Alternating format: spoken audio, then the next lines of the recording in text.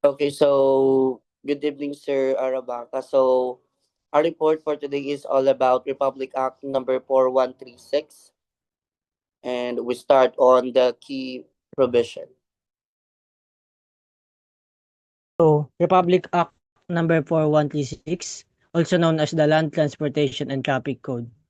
So, ito po yung mga key provision ng Republic Act number 4136. First po is Section 5. Section 5 po is Registration of Motor Vehicles. Na kung saan dito po natin nililist yung mga, ito po yung mga paan kung ano po yung dapat natin gawin kapag ilist po natin yung motor vehicles po natin. Next po is Section 27. Driving without license. So, nandito po nakapaloob kung ano yung mga penalties kapag wala pong lisensya si driver. Next po is Section 56, reckless driving. So, ito po yung maaaring penalties din po niya. Classification of registered under this classification shall not be under for the I use not be used for under any circumstance. Republic Act number 4136. The statement refers to the legal classification of private motor bicycle under Republic Act number 4136, also known as the Land Transportation and Traffic Codes of the Philippines. Ito yung mga sasakyan na rehistro ng private na ay gagamitin lang para sa personal na gamit. Violation of this rule, using a private bicycle as a TNBS or for delivery without proper registration can result in penalties, then pwede yung magmulta, pwede din ma-impound yung bicycle na ginagamit mo, pwede din masuspend at makansela ang sasakyan ito. Sa for hire, motor bicycle registered as for hire are those used to transport passenger or goods in exchange for payment as a fare or free. These are typically commercial bicycles such as buses, jeepney, taxi, delivery truck. Motor bicycle classification as for hire are legal na authorized na magpatakbo para sa public transportation or commercial purposes. Covered by a certificate of public convenience CPC or a special permit which is issued by the Land Transportation Branching and Regulatory Board LTFRB. Government motor vehicle, white color background with red markings. Government motor vehicle owned by the government of the Philippines or any of its political subdivision shall be registered under classification. Republic Act number 4136 as amended this.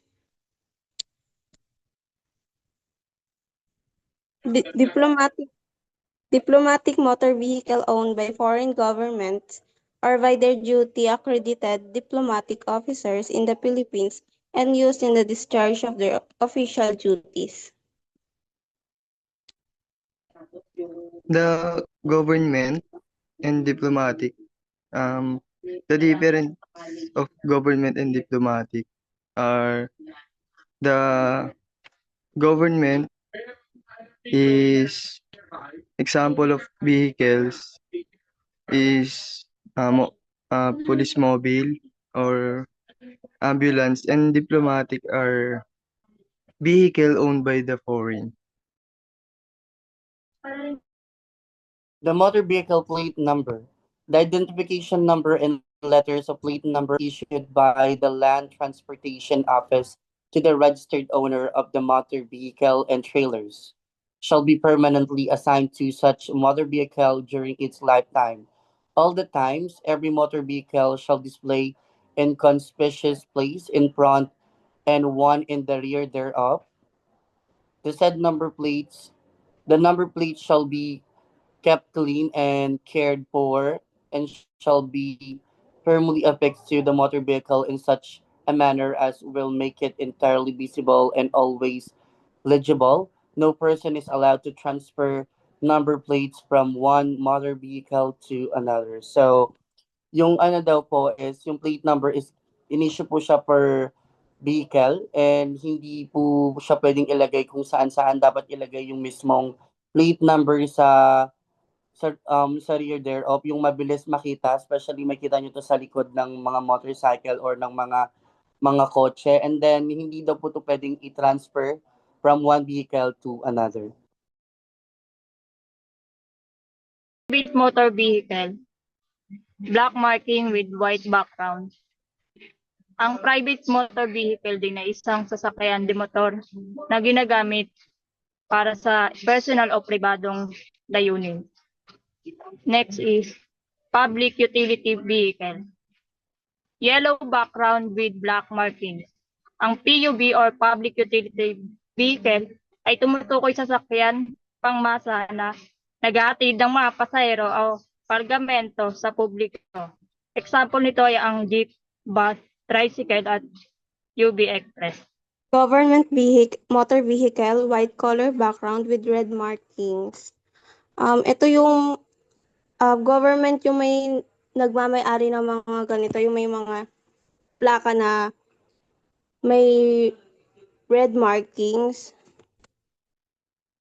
Then yung diplomatic motor vehicle, white color background with blue markings. Siya naman yung mga may mga gumagamit ng foreigner governments or by their duty accredited diplomatic officers in the Philippines.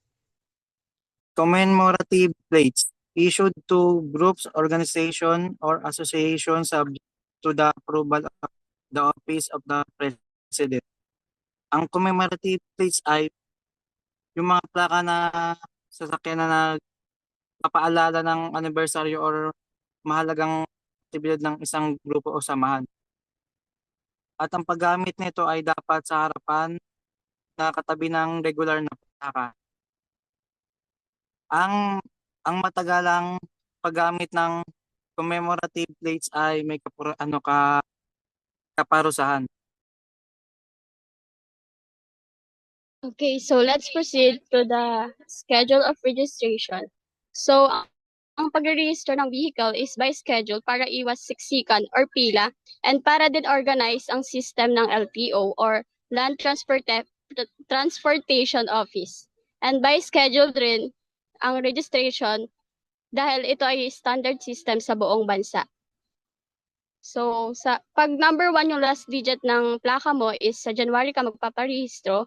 Pag number 8 is August, number 2 is February, 9 September, 3 March, 0 is October to December, 4 April, and 5 sa May, 6 sa June, and 7 sa July. For example, may plate number ka na ABC1231. So, ang last digit niya is 1. Ibig sabihin, magpaparehistro ka ng vehicle mo sa January. Second example is plate number XYZ9872. So, ang last digit na is 2. Ibig sabihin, magpaparehistro ka ng February. Kaya mas madali na i-check ang schedule kung alam mo yung ending ng plate number mo. So, reminder din na may penalty kapag late ka nagparehistro, kaya dapat follow your schedule. Sa schedule of registration naman po, sa schedule of registration, dito mo ma-identify kung anong week ka pwedeng mag-register ng iyong plate number. Pag ang second to the last digit ng iyong plate number ay nagtatapos sa 1 to 3, pwede ka lamang magpa-register ng iyong plate number ng first week ng 1st to 7th day. Pag 4 to 5, 6 naman, pwede ka lamang magpa-register ng iyong plate number ng 8 to 14th day, which is second week. And 7 to 8 naman is 15 to 21 day ng third week. And 9-0 naman, which is 22 to end of the month. For example, ang last digit ng iyong plate number is 5, which is month of May. And the second to the last digit naman ng iyong plate number is 7. Pwede ka lamang magpa-register ng iyong plate number ng third week ng May, which is 15 to 21 days. Implementing agency. So dito sa implementing agency, meron tayong dalawang uri. So ito yung LTO and PNP HPG or Local Traffic Enforcements. Sa LTO naman or Land Transportation Office ay responsable para sa mga imposing penalties or suspensions. So sa mga drivers, sila yung nagbibigay ng sila yung nag-violate sa mga traffic laws. So nag-i-include dito yung mga sila yung nag-i-include ng mga issuing fines or revoking license, mga ganyan. Or pagsususpinde ng mga lisensya ng mga drivers. So nag-i-ensure din sila sa mga drivers na kompleto dapat yung license requirements nila. So kunyari halimbawa, kung yung isang driver ay nahuli sa pag-drive ng walang lisensya, ang LTO ang may karapatan mag-penalize or mag-decide kung ang lisensya nila ay isususpende. While dito naman sa PNP HPG or Philippine National Police Highway Patrol Group, sila naman yung apprehending or catching violators. So sila yung nasa mga daan na nagpapatupad sa mga batas sa mga traffic laws na ginagawa ng LTO. So sila yung nagpo-focus sa yung HPG nagpo-focus sila sa highways or major roads. While yung naman yung local traffic units patrol, sila naman yung sa city and municipal roads. Halimbawa dito sa mga ginagawa ng HPG, kung halimbawa may sasakyan na tumakbo sa red signal light, then yung mga reckless driving, yung HPG officers, yung mga karapatan tumigil sa mga vehicle na yon para issuean sila ng traffic violation or citation. So dito na papasok yung yung driving without a license. So according to Land Transportation Office or sa madaling salita is LTO. In the Philippines, it means operating motor vehicle without a valid driver license issued by the LTO. This is violation of the Philippine Traffic Law, especially under the Land Transportation and Traffic Code RA 4136. So, ano nga ba yung driving without a license? Hindi lang naman siya nakafocus tungkol sa wala ka talagang license. So, what counts are driving without a license? So yung una nga is yung yung never having obtained a driver license. Ito yung nagdadrive ka ng wala kang lisensya, maaaring mamultahan ka ng 3K or ma-impound yung vehicle mo. Or o kaya ma-disqualify ka from getting a license for 1 year. So sa pangalawa is driving with an expired license. So may lisensya ka nga pero expired naman. So hindi siya legal kahit dati silang may licenses kapag ito yung expired. Maaaring mahuli sila ng traffic enforcers. Magtawag dito. Magmumulta pa rin sila ng TK or maaaring ma-delay yung pag-renew nila ng license. Sa pangatlo naman is driving with suspended or revoked license. Sa mga ganitong kaso naman is matatanggalan sila ng rights sa pagmaneho dahil sa paglabag nila. Tulad ng drunk driving and reckless driving, pero nagmamaneho pa rin sila kahit suspended na or revoke pa rin yung license nila. Pag nahuli naman sila is maaaring masuspend yung license o ma-revoke yung license nila. Maaaring mapahaba yung suspension o ma-revoke talaga yung license nila o pwede silang blacklist talaga. So sa 4 naman is driving with a student permit without a licensed driver beside you. So ang student permit is isang documents na binibigay ng LTO sa mga bagong nag-aaral ng na magmaneho. Pero pero may limitasyon lang ito is bawal sila magmaneho mag-isa. Kailangan may kasama sila na lisensyado. Kahit non-pro or pro-professional yung license. Tas kapag nahuli sila na na wala silang kasamang lisensyado is may multa na 1K o kaya maaaring maapektuhan yung pagkukuha sila ng license dahil maaaring ipaulit yung yung pagkukuha nila ng student permit kung maulit yung yung violation. Is 5 is using a fake or tempered license. Sa paggamit naman ng peking lisensya is or binabago yung information para magmukhang legal is maaaring ma-penalty sila ng TK or ma-disqualify yung nila, yung pag-apply nila ng tunay na lisensya sa loob ng 1 year. Or possible na pumasok dito yung criminal case of for falsification of public documents. Dagdag ko lang no sa sinabi ni Tekon. Yung kasama rin dito yung pagmamaneho ng walang dalang lisensya. Kahit may lisensya ka pero naiwan mo sa bahay mo o hindi mo dala habang nagmamaneho, considered pa rin to na violation. Importante kasi mapakita mo mapakita mo sa enforcer na may dala kang lisensya kapag hiningian ka. Kasama na rin dito yung pagmamaneho gamit ang lisensya ng ibang tao. Halimbawa, nanghiram ka ng lisensya ng kapatid mo o kaibigan mo dahil wala kang sarili. Bawal 'yon. Fraud 'yon, no? Kaya pwede tong humantong sa mas mabigat na kaso. Reckless driving. Reckless driving is the act of operating a motor vehicle without regard for the safety of the others or property. It means driving in a careless, dangerous, or aggressive manner that may lead to accident, damage, or injury. So, sa madaling salita, ang pagmamaneho ng walang pag-iingat at di pinapansin ng iba.